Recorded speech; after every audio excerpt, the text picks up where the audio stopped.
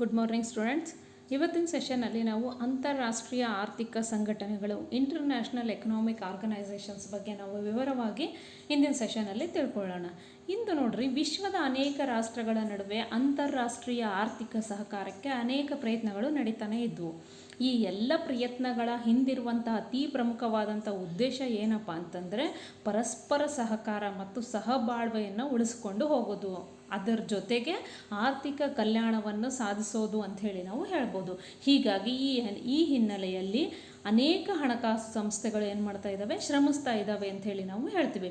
ಅವುಗಳಲ್ಲಿ ಅತಿ ಪ್ರಮುಖವಾದಂಥವು ಯಾವ್ಯಾವಪ್ಪ ಅಂತಂದ್ರೆ IMF, IBRD ಮತ್ತು WTO ಅಂಥೇಳಿ ನಾವು ಹೇಳ್ತೀವಿ. ಇವು ಅತಿ ಪ್ರಮುಖವಾದಂಥ ಹಣಕಾಸಿನ ಸಂಸ್ಥೆಗಳು. ಇವು ಏನು ಮಾಡ್ತಾ ಇದ್ದಾವೆ ಅಂತಂದರೆ ಜನರ ಆರ್ಥಿಕ ಕಲ್ಯಾಣ, ಪರಸ್ಪರ ಸಹಕಾರ ಹಾಗೂ ಸಹಬಾಳ್ವೆಗೋಸ್ಕರ ಇಂದಿಗೂ ಸಹಿತ ಶ್ರಮಿಸ್ತಾ ಇದ್ದಾವೆ ಅಂಥೇಳಿ ನಾವು ಹೇಳ್ಬೋದು.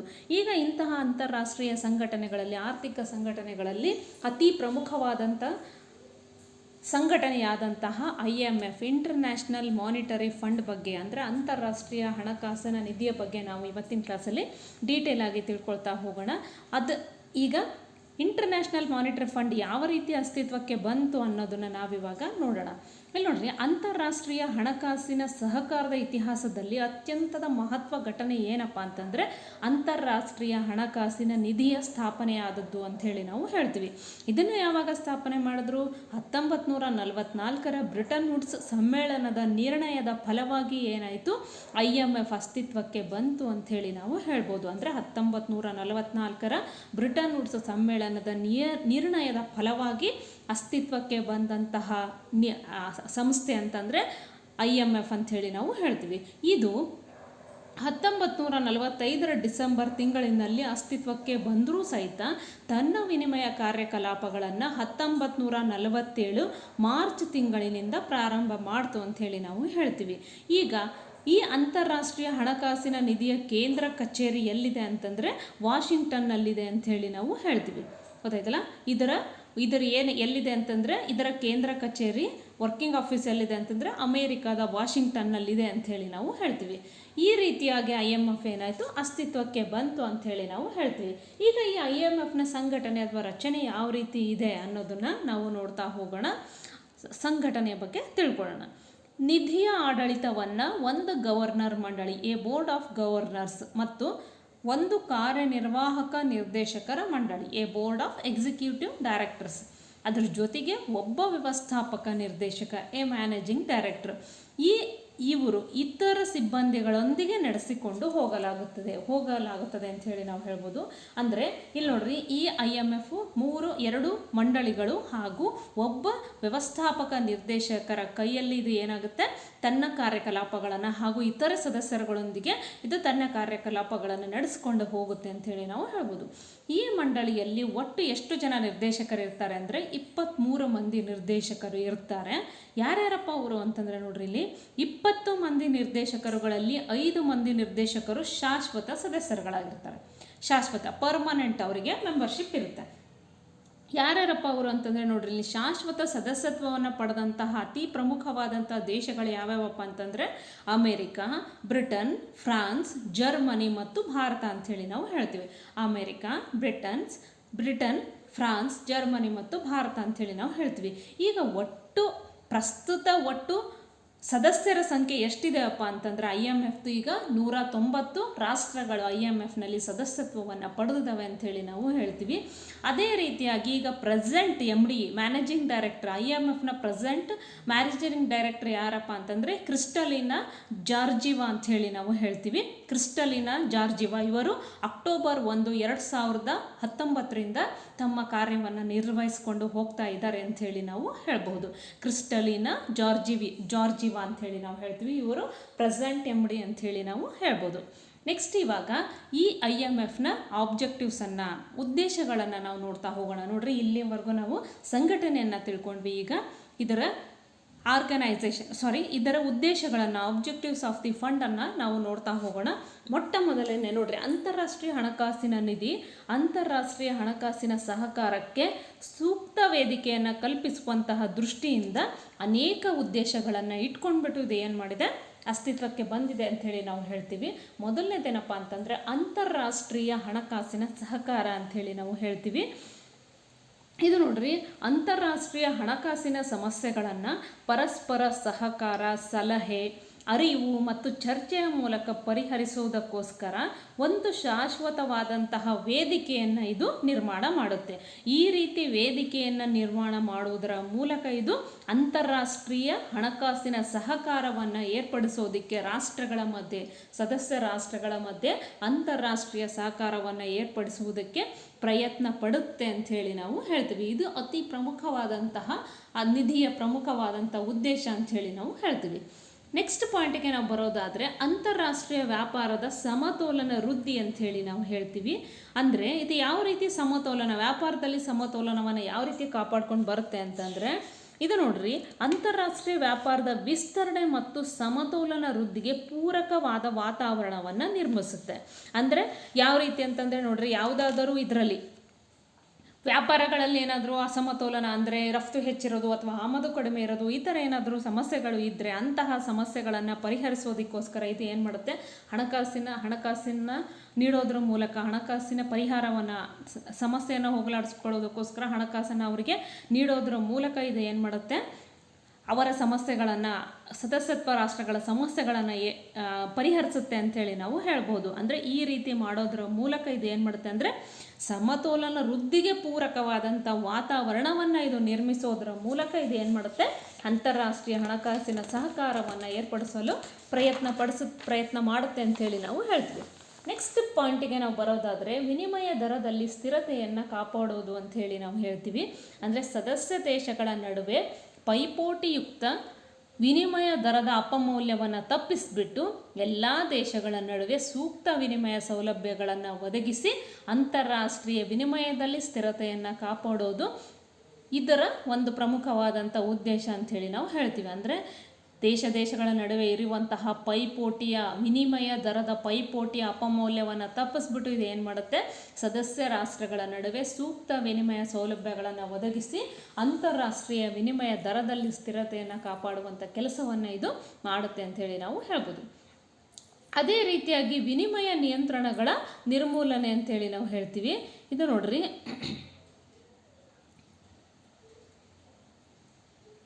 ಇದು ವಿನಿಮಯ ನಿಯಂತ್ರಣಗಳ ನಿರ್ಮೂಲನೆ, ಜಾಗತಿಕ ವ್ಯಾಪಾರಕ್ಕೆ ಅಡ್ಡಿಯನ್ನುಂಟು ಮಾಡುತ್ತಿರುವಂತಹ ಎಲ್ಲ ವಿನಿಮಯದ ನಿಯಂತ್ರಣದ ಪ್ರಯತ್ನಗಳನ್ನು ನಿರ್ಮೂಲನೆ ಮಾಡಿ ಅಂತಾರಾಷ್ಟ್ರೀಯ ವ್ಯಾಪಾರ ವೃದ್ಧಿಗೆ ಪ್ರಯತ್ನಿಸುವುದು ಸಹಿತ ಇದರ ಒಂದು ಪ್ರಮುಖವಾದಂಥ ಉದ್ದೇಶ ಅಂಥೇಳಿ ನಾವು ಹೇಳ್ತೀವಿ. ಅಂದರೆ ಜಾಗತಿಕ ವ್ಯಾಪಾರಕ್ಕೆ ಯಾರಿಂದಾದರೂ ಅಥವಾ ಬೇರೆ ಯಾವುದೇ ರಾಷ್ಟ್ರದಿಂದ ಅಥವಾ ಏನಾದರೂ ತೊಂದರೆ ಬರ್ತಾ ಇತ್ತು ಅಂತಂದರೆ ಅಂತಹ ವಿನಿಮಯ ನಿಯಂತ್ರಣದ ಪ್ರಯತ್ನಗಳನ್ನು ನಿರ್ಮೂಲನೆ ಮಾಡಿ ಅಂತಾರಾಷ್ಟ್ರೀಯ ವ್ಯಾಪಾರದ ವೃದ್ಧಿಗೆ ಇದು ಅವಕಾಶವನ್ನು ಮಾಡಿಕೊಡುತ್ತೆ ಅಂಥೇಳಿ ನಾವು ಹೇಳ್ಬೋದು. ಅದೇ ರೀತಿಯಾಗಿ ಬಹುಪಾರ್ಶ್ವ ಪರಿವರ್ತನೆ ಅಂಥೇಳಿ ನಾವು ಹೇಳ್ತೀವಿ. ಅಂದರೆ ಸದಸ್ಯ ದೇಶಗಳ ಹಣದ ಬಹುಪಾರ್ಶ್ವ ಪರಿವರ್ತನೆಗೆ ಅವಕಾಶ ಕಲ್ಪಿಸುವುದು ಮತ್ತು ಸುಲಭ ರೀತಿಯ ಪಾವತಿಗಳನ್ನು ಮಾಡುವ ವ್ಯವಸ್ಥೆಯನ್ನು ನಿರ್ಮಿಸುವುದು ಅಂಥೇಳಿ ನಾವು ಹೇಳ್ತೀವಿ. ಇಲ್ಲಿ ಬಹುಪಾರ್ಶ್ವ ಪರಿವರ್ತನೆಗಳನ್ನು ಕಲ್ಪಿಸುವುದರ ಮೂಲಕ ವಿವಿಧ ರೀತಿಯ ನಾಣ್ಯಗಳನ್ನು ಇದು ಪರಿವರ್ತಿಸುವುದರ ಮೂಲಕ ಇದು ಏನು ಮಾಡುತ್ತೆ ಅಂತಂದರೆ ಸುಲಭ ರೀತಿಯ ಪಾವತಿಗಳನ್ನು ಮಾಡುವ ಮೂಲಕ ವ್ಯವಸ್ಥೆಯನ್ನು ಇದು ನಿರ್ಮಿಸುತ್ತೆ. ಈ ರೀತಿ ಮಾಡೋದ್ರ ಮೂಲಕ ಬಹುಪಾರ್ಶ್ವ ಪರಿವರ್ತನೆಗೆ ಅವಕಾಶವನ್ನು ಮಾಡಿಕೊಡುತ್ತೆ ಅಂಥೇಳಿ ನಾವು ಹೇಳ್ಬೋದು. ಅದೇ ರೀತಿಯಾಗಿ ನೆಕ್ಸ್ಟ್ ಪಾಯಿಂಟಿಗೆ ಬರೋದಾದರೆ ಪಾವತಿ ಶಿಲ್ಕಿನಲ್ಲಿ ಅಸಮತೋಲನ ನಿವಾರಣೆ ಅಂತೇಳಿ ನಾವು ಹೇಳ್ತೀವಿ.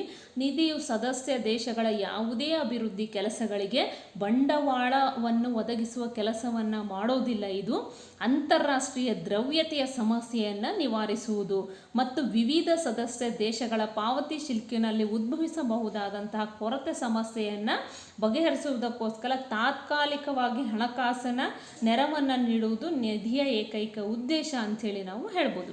ನಿಧಿಯು ಅಲ್ಪಕಾಲಿಕ ಮತ್ತು ಮಧ್ಯಮಕಾಲಿಕ ನೆರವನ್ನು ಸಹಿತ ನೀಡುತ್ತೆ ಅಂಥೇಳಿ ನಾವು ಹೇಳ್ತೀವಿ. ಹೀಗೆ ನಿಧಿಯು ಈ ರೀತಿಯಾದಂಥ ಹಲವಾರು ಉದ್ದೇಶಗಳನ್ನು ಇಟ್ಕೊಂಡು ಅಸ್ತಿತ್ವಕ್ಕೆ ಬಂತು ಅಂಥೇಳಿ ನಾವು ಹೇಳ್ತೀವಿ. ಈಗ ನಾವು ನಿಧಿಯ ಕಾರ್ಯಗಳು, ಫಂಕ್ಷನ್ಸ್ ಆಫ್ IMFನ ನಾವು ನೋಡ್ತಾ ಹೋಗೋಣ. ನಿಧಿ ಯಾವ್ಯಾವ ರೀತಿ ಕೆಲಸ ಕಾರ್ಯಗಳನ್ನು ಮಾಡುತ್ತೆ, ಸದಸ್ಯ ರಾಷ್ಟ್ರಗಳಿಗೆ ಯಾವ ರೀತಿ ಕೆಲಸವನ್ನು ಮಾಡುತ್ತೆ ಅನ್ನೋದನ್ನು ನಾವು ನೋಡೋಣ. ಮೊದಲನೇದಾಗಿ ಸದಸ್ಯ ದೇಶಗಳಿಗೆ ಪಾವತಿ ಶಿಲ್ಕಿನ ಕೊರತೆಯನ್ನು ಎದುರಿಸಲು ಸಹಾಯ ಮಾಡುವುದು. ಇದು ಏನು ಮಾಡುತ್ತೆ? ಸದಸ್ಯ ದೇಶಗಳಿಗೆ ಪಾವತಿ ಶಿಲ್ಕಿನ ಕೊರತೆಯನ್ನು ಯಾವ ರೀತಿ ಮಾಡುತ್ತೆ ಅಂತಂದರೆ ನೋಡ್ರಿ, ಇಲ್ಲಿ ಎದುರಿಸ್ತಾ ಇದ್ವು ಪಾವತಿ ಶಿಲ್ಕಿನ ಕೊರತೆಯನ್ನು ಸದಸ್ಯ ರಾಷ್ಟ್ರಗಳೇನಾದರೂ ಎದುರಿಸ್ತಾ ಇದ್ವು ಅಂತಂದರೆ ಅಂತಹ ರಾಷ್ಟ್ರಗಳಿಗೆ ಪಾವತಿ ಶಿಲ್ಕಿನ ಕೊರತೆಯ ಸಮಸ್ಯೆಯನ್ನು ಬಗೆಹರಿಸ್ಕೊಳ್ಳೋದಕ್ಕೋಸ್ಕರ ತಾತ್ಕಾಲಿಕವಾಗಿ ಹಣಕಾಸಿನ ನೆರವನ್ನು ಸಹಿತ ಇದು ನೀಡುತ್ತೆ. ಈ ರೀತಿ ಮಾಡೋದ್ರ ಮೂಲಕ ಸದಸ್ಯ ರಾಷ್ಟ್ರಗಳ ಪಾವತಿ ಶಿಲ್ಕಿನ ಸಮಸ್ಯೆಯನ್ನು ಹೋಗಲಾಡಿಸುತ್ತೆ ಅಂಥೇಳಿ ನಾವು ಹೇಳ್ಬೋದು, ಕೊರತೆಯನ್ನು ಹೋಗಲಾಡಿಸುತ್ತೆ. ಅದೇ ರೀತಿಯಾಗಿ ನೆಕ್ಸ್ಟು ವಿನಿಮಯ ದರದಲ್ಲಿ ಸ್ಥಿರತೆ ಅಂಥೇಳಿ ನಾವು ಹೇಳಿದ್ರೆ, ವಿನಿಮಯ ದರದಲ್ಲಿ ಸ್ಥಿರತೆಯನ್ನು ಕಾಪಾಡೋದು ನಿಧಿಯ ಅತಿ ಪ್ರಮುಖವಾದಂಥ ಕಾರ್ಯ ಅಂಥೇಳಿ ನಾವು ಹೇಳ್ತೀವಿ. ಇದು ಯಾವ ರೀತಿಯಾಗಿ ಇದು ನಿಧಿಯಲ್ಲಿ ವಿನಿಮಯ ದರದಲ್ಲಿ ಸ್ಥಿರತೆಯನ್ನು ಕಾಪಾಡುತ್ತೆ ಅಂತಂದರೆ, ವಿನಿಮಯ ದರದಲ್ಲಿ ಸ್ಥಿರತೆಯನ್ನು ಕಾಪಾಡುವಂತಹ ದೃಷ್ಟಿಕೋನದಿಂದ ಸಮಮೌಲ್ಯ ವ್ಯವಸ್ಥೆಯನ್ನು ಜಾರಿಗೆ ತಂದಿದ್ದು. ಈ ವಿನಿಮಯದ ಪ್ರಕಾರ ಪ್ರತಿಯೊಂದು ಸದಸ್ಯ ದೇಶವು ತನ್ನ ಕರೆನ್ಸಿಯ ಸಮಮೌಲ್ಯವನ್ನು ನಿರ್ಧರಿಸತಕ್ಕದ್ದು. ಅಂದರೆ ಪ್ರತಿಯೊಂದು ರಾಷ್ಟ್ರವು ತನ್ನ ಕರೆನ್ಸಿಯ ಸಮಮೌಲ್ಯವನ್ನು ನಿರ್ಧರಿಸಬೇಕು ಅಂಥೇಳಿ ಪಾರ್ ವ್ಯಾಲ್ಯೂ ಸಿಸ್ಟಮ್, ಸಮಮೌಲ್ಯ ವ್ಯವಸ್ಥೆಯನ್ನು ಜಾರಿಗೆ ತಂದಿರೋದ್ರಿಂದ ಇದರಿಂದ ಏನಾಗುತ್ತೆ ಅಂದರೆ ವಿನಿಮಯ ದರದಲ್ಲಿ ಸ್ಥಿರತೆ, ಅಂದರೆ ಪದೇ ಪದೇ ಏರುಪೇರು ಆಗ್ತಾ ಇರೋಂಗಿಲ್ಲ ವಿನಿಮಯ ದರಗಳಲ್ಲಿ ಅಂಥೇಳಿ ಈ ರೀತಿ ಪಾರ್ ವ್ಯಾಲ್ಯೂ ಸಿಸ್ಟಮನ್ನು ಜಾರಿಗೆ ತರೋದ್ರ ಮೂಲಕ ಇದೇನು ಮಾಡಿದೆ, ಸದಸ್ಯ ದೇಶ ತನ್ನ ಕರೆನ್ಸಿಯ ಸಮಮೌಲ್ಯವನ್ನು ನಿರ್ಧರಿಸೋದ್ರ ಮೂಲಕ ವಿನಿಮಯ ದರದಲ್ಲಿ ಸ್ಥಿರತೆಯನ್ನು ತಂದಿದೆ ಅಂಥೇಳಿ ನಾವು ಹೇಳ್ಬೋದು. ನೆಕ್ಸ್ಟ್ ಪಾಯಿಂಟಿಗೆ ನಾವು ಬರೋದಾದರೆ ಕೊರತೆ ಕರೆನ್ಸಿಯ ಪೂರೈಕೆ ಅಂಥೇಳಿ ನಾವು ಹೇಳ್ತೀವಿ. ಇಲ್ಲಿ ನೋಡ್ರಿ, ಅಂತಾರಾಷ್ಟ್ರೀಯ ದ್ರವ್ಯತೆಯ ಸಮಸ್ಯೆ ಇಂದು ಜಗತ್ತಿನ ಅತ್ಯಂತ ಗಂಭೀರವಾದ ಸಮಸ್ಯೆ ಆಗಿದೆ ಅಂಥೇಳಿ ನಾವು ಹೇಳ್ತೀವಿ. ಜಗತ್ತಿನಲ್ಲಿರುವಂತಹ ಕೆಲವು ಕರೆನ್ಸಿಗಳಿಗೆ ಇಂದು ದಿನೇ ಬೇಡಿಕೆ ಹೆಚ್ಚುತ್ತಾನೇ ಇರೋದ್ರಿಂದ ಆ ಕರೆನ್ಸಿಗಳ ಕೊರತೆ ಸಮಸ್ಯೆ ಉದ್ಭವಿಸ್ತಾ ಇದೆ. ಹೀಗಾಗಿ ಅಂತಾರಾಷ್ಟ್ರೀಯವಾಗಿ ಹೆಚ್ಚಿದಂತಹ ಬೇಡಿಕೆಯಿಂದಾಗಿ ಕರೆನ್ಸಿ ಕೊರತೆ ಸಂಭವಿಸಿದಂತಹ ಸಂದರ್ಭದಲ್ಲಿ ಅಂತಹ ಕರೆನ್ಸಿಗಳನ್ನು ನಿಧಿಯು ತಾನೇ ಪೂರೈಕೆ ಮಾಡೋದಕ್ಕೆ ಮುಂದಾಗಬಹುದು. ಅಂದರೆ ಈ ರೀತಿ ಮುಂದಾಗೋದ್ರ ಮೂಲಕ ಕರೆನ್ಸಿ ಕೊರತೆಯನ್ನು ಏನು ಮಾಡುತ್ತೆ, ಹೋಗಲಾಡಿಸುತ್ತೆ ಅಂಥೇಳಿ ನಾವು ಹೇಳ್ಬೋದು. ನೆಕ್ಸ್ಟ್ ಪಾಯಿಂಟಿಗೆ ನಾವು ಬರೋದಾದರೆ ವಿನಿಮಯ ನಿಯಂತ್ರಣಗಳ ನಿರ್ಮೂಲನೆ ಅಂಥೇಳಿ ನಾವು ಹೇಳ್ತೀವಿ. ಅಂದರೆ ಅಂತಾರಾಷ್ಟ್ರೀಯ ಹಣಕಾಸಿನ ನಿಧಿ ಅಂತಾರಾಷ್ಟ್ರೀಯ ವ್ಯಾಪಾರ ನಿರ್ಬಂಧ ರಹಿತ ಆಗಿರಬೇಕು ಅಂಥೇಳಿ ತುಂಬ ಪ್ರಯತ್ನ ಪಡುತ್ತೆ. ಈ ರೀತಿ ಆಗೋದ್ರಿಂದ ಯಾವುದೇ ದೇಶವು ವ್ಯಾಪಾರ ನಿರ್ಬಂಧಗಳನ್ನು ಹೇರದಂತೆ ತಡೆಯಲು ನಿಧಿಯು ಪ್ರಯತ್ನಿಸುತ್ತೆ. ಆದಷ್ಟು ಮುಕ್ತ ವ್ಯಾಪಾರಕ್ಕೆ ಅತಿ ಹೆಚ್ಚಿನದಾಗಿ ಪ್ರೋತ್ಸಾಹವನ್ನು ನೀಡುತ್ತೆ ಅಂಥೇಳಿ ನಾವು ಹೇಳಬಹುದು. ಅಂದರೆ ನಿರ್ಬಂಧಗಳನ್ನು ಯಾವುದೇ ರಾಷ್ಟ್ರಗಳು ವಿಧಿಸಬಾರ್ದು ಅಂಥೇಳಿ ಇದು ಪ್ರಯತ್ನವನ್ನು ಪಡುತ್ತೆ. ಅದೇ ರೀತಿಯಾಗಿ ಮುಕ್ತ ವ್ಯಾಪಾರಕ್ಕೆ ಹೆಚ್ಚಿನ ಪ್ರಾಶಸ್ತ್ಯವನ್ನು ನೀಡುತ್ತೆ ಅಂಥೇಳಿ ನಾವು ಹೇಳ್ತೀವಿ. ನೆಕ್ಸ್ಟ್ ಅಂತಾರಾಷ್ಟ್ರೀಯ ಹಣಕಾಸಿನ ಸಹಕಾರ ಅಂಥೇಳಿ ಹೇಳ್ಬೋದು. ನೆಕ್ಸ್ಟ್ ಪಾಯಿಂಟು, ನಿಧಿಯು ಅಂತಾರಾಷ್ಟ್ರೀಯ ಹಣಕಾಸಿನ ಸಹಕಾರಕ್ಕೆ ಪ್ರಯತ್ನವನ್ನು ಪಡುತ್ತೆ. ಹಣಕಾಸಿನ ಸಮಸ್ಯೆಗಳನ್ನು ಪರಸ್ಪರ ಚರ್ಚಿಸಿ ಸಲಹೆ, ಸಹಕಾರ ಮತ್ತು ಅರಿವಿನ ಮೂಲಕ ಪರಿಹರಿಸೋದಕ್ಕೆ ಇದು ಪ್ರಯತ್ನವನ್ನು ಪಡುತ್ತೆ ಅಂಥೇಳಿ ನಾವು ಹೇಳ್ತೀವಿ. ನೆಕ್ಸ್ಟ್ ಪಾಯಿಂಟು ತಾಂತ್ರಿಕ ಸಹಾಯ ಅಂಥೇಳಿ ನಾವು ಹೇಳ್ಬೋದು. ನಿಧಿಯು ಸದಸ್ಯ ದೇಶಗಳ ಆರ್ಥಿಕ ಮತ್ತು ಹಣಕಾಸಿನ ಧೋರಣೆಗಳ ನಿರೂಪಣೆಯ ಸಂದರ್ಭದಲ್ಲಿ ತಾಂತ್ರಿಕ ಸಹಾಯ ನೀಡುತ್ತೆ. ಇದು ಅನೇಕ ಸಂಶೋಧನೆಗಳನ್ನು ಕೈಗೊಳ್ಳುತ್ತೆ. ಸದಸ್ಯ ದೇಶಗಳ ಸಿಬ್ಬಂದಿಯವರಿಗೆ ಆರ್ಥಿಕ, ಹಣಕಾಸಿನ ಮತ್ತು ಪಾವತಿ ಶಿಲ್ಕಿಗೆ ಸಂಬಂಧಿಸಿದ ವಿಷಯಗಳ ಮೇಲೆ ಅಲ್ಪಕಾಲದ ತರಬೇತಿಯನ್ನು ಸಹಿತ ಇದು ನೀಡುತ್ತೆ ಅಂಥೇಳಿ ನಾವು ಹೇಳ್ತೀವಿ. ಹೀಗೆ IMF ತನ್ನದೇ ಆದಂತಹ ಕಾರ್ಯಗಳನ್ನು ನಿರ್ವಹಿಸಿಕೊಂಡು ಹೋಗುತ್ತೆ ಅಂಥೇಳಿ ನಾವು ಹೇಳ್ತೀವಿ. ಈಗ ಇಷ್ಟೆಲ್ಲ ಕಾರ್ಯಗಳನ್ನು ಮಾಡಿದ ಮೇಲೆ ಇದು ಯಾವ ರೀತಿ ಸಾಧನೆಗಳನ್ನು ಮಾಡಿದೆ, ಏನೇನು ಸಾಧನೆಗಳನ್ನು ಮಾಡಿದೆ ಅನ್ನೋದನ್ನು ನಾವಿವಾಗ ಒಂದೊಂದಾಗಿ ನೋಡ್ತಾ ಹೋಗೋಣ. ಮೊದಲನೇದಾಗಿ ದ್ರವ್ಯತೆಯ ಸಮಸ್ಯೆಯ ನಿವಾರಣೆ. ಹಣಕಾಸು ನಿಧಿಯ ಸಾಧನೆಗಳಲ್ಲಿ ಅತಿ ಪ್ರಮುಖವಾದಂಥ, ಅಂದರೆ IMFನ ಸಾಧನೆಗಳಲ್ಲಿ ಅತಿ ಪ್ರಮುಖವಾದಂತಹ ಸಾಧನೆ ಏನಪ್ಪ ಅಂದರೆ ದ್ರವ್ಯತೆಯ ಸಮಸ್ಯೆಯ ನಿವಾರಣೆ. ದ್ರವ್ಯತೆಯ ಸಮಸ್ಯೆಯ ನಿವಾರಣೆಯನ್ನು ಯಾವ ರೀತಿ ಮಾಡ್ತು ಅಂತಂದರೆ, ಇದು ಈ ನಿಧಿ ಏನು ಮಾಡ್ತು ಅಂತಂದರೆ ಅನೇಕ ಕಾರ್ಯಕ್ರಮಗಳನ್ನು ಜಾರಿಗೆ ತಂತು. ಯಾವ ರೀತಿ ಕಾರ್ಯಕ್ರಮಗಳು? ವಿಶೇಷ ಸ್ವೀಕಾರದ ಹಕ್ಕುಗಳು ಅಂಥೇಳಿ ನಾವು ಹೇಳ್ತೀವಿ. ಇದನ್ನು ಸ್ಪೆಷಲ್ ಡ್ರಾಯಿಂಗ್ ರೈಟ್ಸ್ ಅಂಥೇಳಿ ನಾವು ಹೇಳ್ತೀವಿ. ಈ ರೀತಿ ಹಕ್ಕುಗಳನ್ನು ಜಾರಿಗೆ ತಂತು. ಅದರ ಜೊತೆಗೆ ಭರವಸೆಯ ಸಾಲಗಳು ಹಾಗೂ ಇನ್ನಿತರ ಸೌಲಭ್ಯಗಳ ಮೂಲಕ ನಿಧಿಯು ದ್ರವ್ಯತೆಯ ಸಮಸ್ಯೆಯನ್ನು ಬಗೆಹರಿಸಿ ಹಿಂದುಳಿದ ದೇಶಗಳಿಗೆ ಸಹಾಯ ನೀಡಲು ಪ್ರಯತ್ನಿಸಿದೆ ಅಂಥೇಳಿ ನಾವು ಹೇಳ್ಬೋದು. ಇದು ಏನೇನು ಮಾಡಿದೆ ಅಂತಂದರೆ ಅನೇಕ ವಿಶೇಷ ಕಾರ್ಯಕ್ರಮಗಳನ್ನು ಇದು ಜಾರಿಗೆ ತಂದಿದೆ. ಅದರಲ್ಲಿ SDRs ಸ್ಪೆಷಲ್ ಡ್ರಾಯಿಂಗ್ ರೈಟ್ಸ್ ಮತ್ತು ಭರವಸೆಯ ಸಾಲಗಳು ಹಾಗೂ ಇನ್ನಿತರ ಸೌಲಭ್ಯಗಳ ಮೂಲಕ ಇದು ಏನು ಮಾಡಿದೆ ಅಂತಂದರೆ ಹಿಂದುಳಿದ ದೇಶಗಳಿಗೆ ಸಹಾಯವನ್ನು ನೀಡಲು ಪ್ರಯತ್ನ ಪಡ್ತಾ ಇದೆ ಅಂಥೇಳಿ ನಾವು ಹೇಳ್ತೀವಿ. ನೆಕ್ಸ್ಟ್ ಪಾಯಿಂಟಿಗೆ ನಾವು ಬರೋದಾದರೆ ವಿನಿಮಯ ದರದಲ್ಲಿ ಸ್ಥಿರತೆಯನ್ನು ಯಾವ ರೀತಿ ಇದು ತಂದಿದೆ. ವಿನಿಮಯ ದರದಲ್ಲಿ ಸ್ಥಿರತೆಯನ್ನು ಕಾಪಾಡಲು IMF ಬಹಳಷ್ಟು ಶ್ರಮಿಸಿದೆ, ಪ್ರಯತ್ನ ಪಟ್ಟಿದೆ ಅಂಥೇಳಿ ನಾವು ಹೇಳ್ಬೋದು. ನಿಧಿಯ ಒಪ್ಪಿಗೆ ಪಡೆಯದೆ ಸದಸ್ಯ ದೇಶಗಳು ವಿನಿಮಯ ದರಗಳಲ್ಲಿ ಏರಿಳಿತಗಳನ್ನು ಮಾಡಬಾರದೆಂದು ಆದೇಶಿಸುವುದರ ಮೂಲಕ ಇದು ಏನು ಮಾಡಿದೆ ಅಂದರೆ ವಿನಿಮಯ ದರದಲ್ಲಿ ಸ್ಥಿರತೆಯನ್ನು ಕಾಪಾಡಲು ಪ್ರಯತ್ನಿಸಿದೆ ಅಂಥೇಳಿ ನಾವು ಹೇಳ್ಬೋದು. ಅಂದರೆ ಯಾವುದೇ ಮೆಂಬರ್ ಕಂಟ್ರಿ ಏನು ಮಾಡೋಂಗಿಲ್ಲ ಅಂದರೆ ವಿನಿಮಯ ದರದಲ್ಲಿ ಏನಾದರೂ ಬದಲಾವಣೆಯನ್ನು ತರಬೇಕು ಅಂದರೆ IMFನ ಒಪ್ಪಿಗೆಯನ್ನು ಪಡೆದೇ ಏನು ಮಾಡಬೇಕು, ವಿನಿಮಯ ದರದನ್ನು ಏರುಪೇರನ್ನು ಮಾಡಬೇಕು ಅನ್ನೋವಂಥ ಒಂದು ಆದೇಶವನ್ನು ಹೊರಡಿಸೋದರ ಮೂಲಕ ವಿನಿಮಯ ದರದ ಸ್ಥಿರತೆಗೆ ಇದು ಶ್ರಮಿಸಿದೆ ಅಂಥೇಳಿ ನಾವು ಹೇಳ್ತೀವಿ. ನೆಕ್ಸ್ಟ್ ಪಾಯಿಂಟು ವ್ಯಾಪಾರದ ವಿಸ್ತರಣೆ. ಸದಸ್ಯ ರಾಷ್ಟ್ರಗಳ ನಡುವೆ ಅನಿರ್ಬಂಧಿತ ವ್ಯಾಪಾರ ವ್ಯವಹಾರಗಳಿಗೆ ಸೂಕ್ತವಾದ ವಾತಾವರಣವನ್ನು ನಿರ್ಮಿಸುವುದರ ಮೂಲಕ ನಿಧಿ ಏನು ಮಾಡಿದೆ ಅಂದರೆ ಅಂತಾರಾಷ್ಟ್ರೀಯ ವ್ಯಾಪಾರದ ವೃದ್ಧಿ ಆಗೋದಕ್ಕೆ ಕಾರಣ ಆಗಿದೆ. ಅಂದರೆ ಸೂಕ್ತ ವಾತಾವರಣವನ್ನು ನಿರ್ಮಿಸುವುದು ಅಂದರೆ ಅನಿರ್ಬಂಧಿತ ವ್ಯಾಪಾರ ವ್ಯವಹಾರಗಳಿಗೆ ಸೂಕ್ತವಾದಂತಹ ವಾತಾವರಣವನ್ನು ನಿರ್ಮಿಸುವುದರ ಮೂಲಕ ಇದು ಏನು ಮಾಡಿದೆ, ಅಂತಾರಾಷ್ಟ್ರೀಯ ವ್ಯಾಪಾರ ವೃದ್ಧಿ ಆಗೋದಕ್ಕೆ ಕಾರಣ ಆಗಿದೆ ಅಂಥೇಳಿ ನಾವು ಹೇಳ್ಬೋದು. ನೆಕ್ಸ್ಟ್ ಪಾವತಿ ಶಿಲ್ಕಿನ ಸಮಸ್ಯೆಯ ನಿವಾರಣೆ ಅಂಥೇಳಿ ನಾವು ಹೇಳ್ತೀವಿ. ವಿವಿಧ ಯೋಜನೆಗಳ ಅಡಿಯಲ್ಲಿ ಸದಸ್ಯ ರಾಷ್ಟ್ರಗಳಿಗೆ ಹಣಕಾಸಿನ ನೆರವನ್ನು ನೀಡಿ ಅವು ತಮ್ಮ ಪಾವತಿ ಶಿಲ್ಕಿನ ಸಮಸ್ಯೆಯನ್ನು ತಾತ್ಕಾಲಿಕವಾಗಿ ಪರಿಹರಿಸಿಕೊಳ್ಳಲು ಸಹಿತ IMF ಸಹಾಯ ಮಾಡಿದೆ ಅಂತೇಳಿ ನಾವು ಹೇಳ್ಬೋದು. ಈ ರೀತಿಯಾಗಿ ಪಾವತಿ ಶಿಲ್ಕಿನ ಸಮಸ್ಯೆಯ ನಿವಾರಣೆಯನ್ನು ಮಾಡುತ್ತೆ. ಅದೇ ರೀತಿಯಾಗಿ ನೆಕ್ಸ್ಟ್ ಪಾಯಿಂಟು ಆರ್ಥಿಕಾಭಿವೃದ್ಧಿಗೆ ಪ್ರಚೋದನೆ ಅಂಥೇಳಿ ನಾವು ಹೇಳ್ತೀವಿ. ಅಂದರೆ ನಿಧಿಯು ಸದಸ್ಯ ರಾಷ್ಟ್ರಗಳಲ್ಲಿ ಆರ್ಥಿಕ ಸ್ಥಿರತೆಯನ್ನು ಕಾಪಾಡಲು ನೆರವಾಗುವುದರ ಮೂಲಕ ಇಂತಹ ದೇಶಗಳಲ್ಲಿ ಆರ್ಥಿಕ ಅಭಿವೃದ್ಧಿಗೆ ಪ್ರಚೋದನೆಯನ್ನು ಇದು ನೀಡ್ತಾ ಇದೆ ಅಂಥೇಳಿ ನಾವು ಹೇಳ್ಬೋದು. ಅಂದರೆ ವಿನಿಮಯ ದರದಲ್ಲಿ ಸ್ಥಿರತೆಯನ್ನು ಕಾಪಾಡೋದ್ರ ಮೂಲಕ ಆಗಿರ್ಬೋದು, ಪಾವತಿ ಶಿಲ್ಕಿನ ಸಮಸ್ಯೆಯನ್ನು ನಿವಾರಣೆ ಮಾಡ್ಕೊಳ್ಳೋದ್ರ ಮೂಲಕ, ಅಥವಾ ದ್ರವ್ಯತೆಯ ಸಮಸ್ಯೆಯನ್ನು ನಿವಾರಣೆಗಳನ್ನು ಮಾಡೋದ್ರ ಮೂಲಕ, ಅಂದರೆ ಸದಸ್ಯ ರಾಷ್ಟ್ರಗಳಲ್ಲಿ ಎಲ್ಲ ಸಮಸ್ಯೆಗಳನ್ನು ಪರಿಹರಿಸೋದರ ಮೂಲಕ ಅಂತಾರಾಷ್ಟ್ರೀಯ ಆರ್ಥಿಕ ಅಭಿವೃದ್ಧಿಗೆ ಇದು ಪ್ರಚೋದನೆಯನ್ನು ನೀಡುತ್ತೆ ಅಂಥೇಳಿ ನಾವು ಹೇಳ್ತೀವಿ. ನೆಕ್ಸ್ಟು ಉಪಯುಕ್ತ ವೇದಿಕೆಯಾಗಿಯೂ ಸಹಿತ ಇದು ಸಾಧನೆಯನ್ನು ಮಾಡಿದೆ ಅಂಥೇಳಿ ನಾವು ಹೇಳ್ತೀವಿ. ಯಾವ ರೀತಿ ಅಂದರೆ ಅಂತಾರಾಷ್ಟ್ರೀಯ ಹಣಕಾಸಿನ ನಿಧಿ ಅನ್ನುವಂಥದ್ದು ಅಂತಾರಾಷ್ಟ್ರೀಯ ಆರ್ಥಿಕ ಮತ್ತು ಹಣಕಾಸಿನ ಸಮಸ್ಯೆಗಳ ಬಗ್ಗೆ ಚರ್ಚೆ ಮತ್ತು ಅವುಗಳ ನಿವಾರಣೆಗೆ ಅತ್ಯುಪಯುಕ್ತವಾದಂತಹ ವೇದಿಕೆಯಾಗಿ ಇದು ಕಾರ್ಯವನ್ನು ನಿರ್ವಹಿಸ್ತಾ ಇದೆ ಅಂಥೇಳಿ ನಾವು ಹೇಳ್ತೀವಿ. ಸೊ ಇವೆಲ್ಲವನ್ನು ನಾವು ಏನಂತ ಕರಿತೀವಿ, ಹಣಕಾಸು ನಿಧಿಯ ಸಾಧನೆಗಳು ಅಂಥೇಳಿ ನಾವು ಹೇಳ್ತೀವಿ. ನೆಕ್ಸ್ಟ್ ಇವಾಗ ಈ ಹಣಕಾಸು ಇಷ್ಟೆಲ್ಲ ಸಾಧನೆಗಳನ್ನು ಮಾಡಿದರೂ ಸಹಿತ ಇದು ತನ್ನದೇ ಆದಂತಹ ಕೆಲವೊಂದು ವೈಫಲ್ಯಗಳನ್ನು ಹೊಂದಿದೆ ಅಂಥೇಳಿ ನಾವು ಹೇಳ್ತೀವಿ. ಫೇಲ್ಯೂರ್ಸ್ ಆಫ್ IMF ಅನ್ನು ಈಗ ಒಂದೊಂದಾಗಿ ನಾವು ನೋಡ್ತಾ ಹೋಗೋಣ. ಮೊದಲನೇದು ನಿಧಿಯ ಅನಾವಶ್ಯಕ ಷರತ್ತುಗಳು.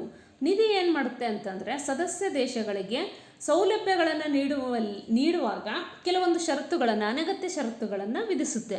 ಅದೇನಪ್ಪ ಅಂತಂದರೆ ಹೆಚ್ಚು ಬಡ್ಡಿಯನ್ನು ನಿರ್ಧಾರ ಮಾಡೋದಾಗಲಿ, ಅಥವಾ ನಿಧಿಯು ಸಾಲದ ಜೊತೆಯಲ್ಲಿ ಷರತ್ತುಗಳನ್ನು ವಿಧಿಸೋದರ ಮೂಲಕ ಸದಸ್ಯ ದೇಶಗಳ ಆಂತರಿಕ ವಿಷಯಗಳಲ್ಲಿ ಹಸ್ತಕ್ಷೇಪವನ್ನು ಇದು ಮಾಡುತ್ತೆ ಅಂಥೇಳಿ ನಾವು ಹೇಳ್ಬೋದು. ಅಂದರೆ ಇದು ಏನು ಮಾಡುತ್ತೆ, ಅತಿ ಹೆಚ್ಚಿನ ಬಡ್ಡಿಯನ್ನು ನಿರ್ಧರಿಸೋದಾಗಿರ್ಬೋದು, ಅಥವಾ ಬೇರೆ ಯಾವುದೋ ಅವರ ಆಂತರಿಕ ವಿಷಯಗಳಲ್ಲಿ ಹಸ್ತಕ್ಷೇಪ ಮಾಡುತ್ತೆ ಅನ್ನೋವಂಥ ಕೆಲವೊಂದು ಆರೋಪ ಇದೆ IMF ಮೇಲೆ ಅಂಥೇಳಿ ನಾವು ಹೇಳ್ತೀವಿ. ನೆಕ್ಸ್ಟ್ ವಿನಿಮಯ ದರದ ಸ್ಥಿರತೆ ಕಾಪಾಡುವಲ್ಲಿ ಯಶಸ್ವಿ ಆಗಿಲ್ಲ. IMF ಇದುವರೆಗೂ ಸಹಿತ ಸದಸ್ಯ ರಾಷ್ಟ್ರಗಳ ವಿನಿಮಯ ದರದ ಸ್ಥಿರತೆಯನ್ನು ಕಾಪಾಡುವಲ್ಲಿ ಯಶಸ್ವಿ ಆಗಿಲ್ಲ. ಯಾವ ರೀತಿ, ಸದಸ್ಯ ದೇಶಗಳು ಒಂದು ಮಿತಿಯೊಳಗೆ ನಿಧಿಯ ಅನುಮತಿಯೊಂದಿಗೆ ವಿನಿಮಯ ದರದಲ್ಲಿ ಏರಿಳಿತಗಳನ್ನು ಮಾಡಬಹುದೇ ಹೊರತು ತಮಗಿಷ್ಟ ಬಂದ ರೀತಿಯಲ್ಲಿ ಬದಲಾವಣೆಗಳನ್ನು ಮಾಡುವಂತಿಲ್ಲ.